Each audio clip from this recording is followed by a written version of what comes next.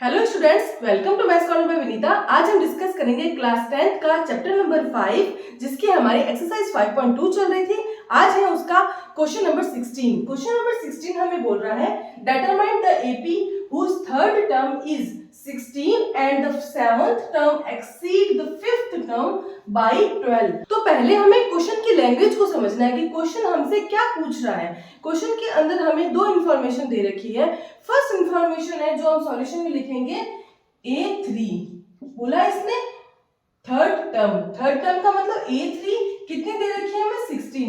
हमने जब स्टार्टिंग में AP देखी थी तो हमारे फर्स्ट वीडियो में हमने क्या डिस्कस किया था, AN जो होता है वो क्या होता है A प्लस n-1D। अब मैं यहाँ बात कर रही हूँ थर्ड टर्म की। थर्ड टर्म का मतलब A3, तो मैं n की जगह क्या रखूंगी 3, तो इसका मतलब A3 अगर मैं बोलूंगी तो A प्लस 3-1D। तो इसका सेंस क्या हुआ A plus 2D।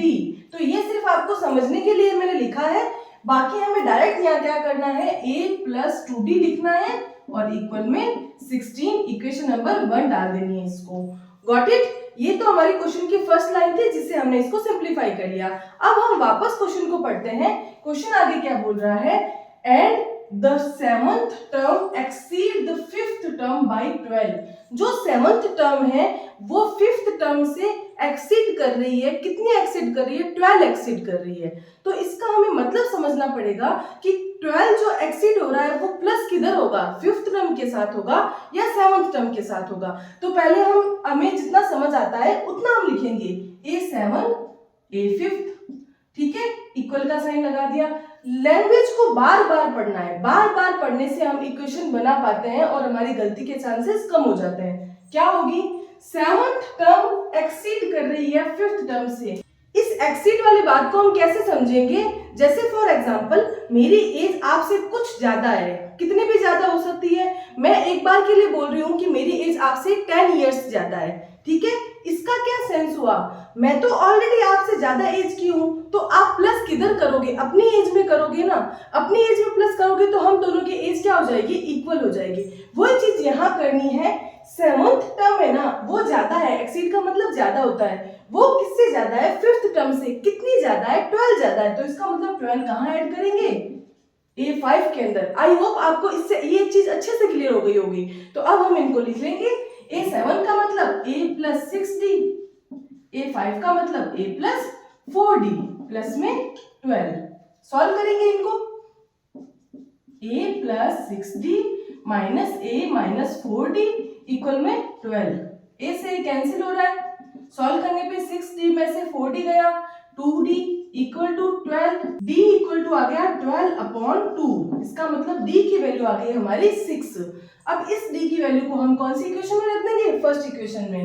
D equal to 6 equation number 2 from equation 1 and 2 क्या हो जाएगा हमारा, A का तो ये पड़ा है प्लस में 2 इंटू 6 इक्वल में 16, ये यहाँ D है। A इक्वल्स टू 16 माइनस 6 2 12 होता है, तो 12 हो जाएगा, इंप्लाइज A इक्वल टू 4। इसका मतलब A की वैल्यू तो 4 आ गई और D की वैल्यू 6 आ गई। अब हमें क्या फाइंड करनी है, AP फाइंड करनी है। तो इसकी AP क्या हो जाएगी, यहाँ हम साइड में इसको सॉल्व कर देंगे। AP क्या हो जाएगी, फर्स्ट टर्म हमारी 4, सेकेंड टर्म का मतलब क्या होता है, फर्स्ट टर्म के अंदर डिफरेंस को ऐड करना होता है। तो 4 में 6 ऐड करेंगे तो 10, फिर से थर्ड टर्म के लिए 10 में 6 ऐड कर देंगे तो 16, और अगला ऐसे ऐड करते करते जाएंगे तो ये हमारी एक AP बन जाएगी। ओके, सो हमारी जो AP है वो क्या है, 4 10 16 एंड सो ऑन। तो यहाँ कंप्लीट होता है हमारा क्वेश्चन नंबर 16। नेक्स्ट वीडियो में हम डिस्कस करेंगे रिमेनिंग क्वेश्चंस के बारे में। तो अगर आपको ये सीरीज अच्छी लग रही है तो इस वीडियो को लाइक करें, शेयर करें, सब्सक्राइब करें एंड बेल आइकन को प्रेस करना बिल्कुल ना भूलें।